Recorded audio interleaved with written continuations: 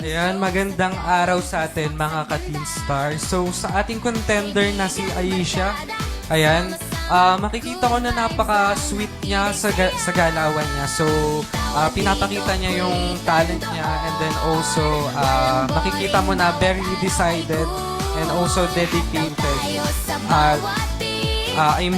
Very sweet and also gusto niya talaga i-showcase kung ano yung talent na meron siya. So, ayun.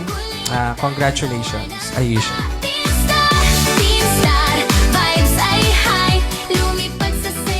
Maraming salamat, Tinta Siguradong Darwin.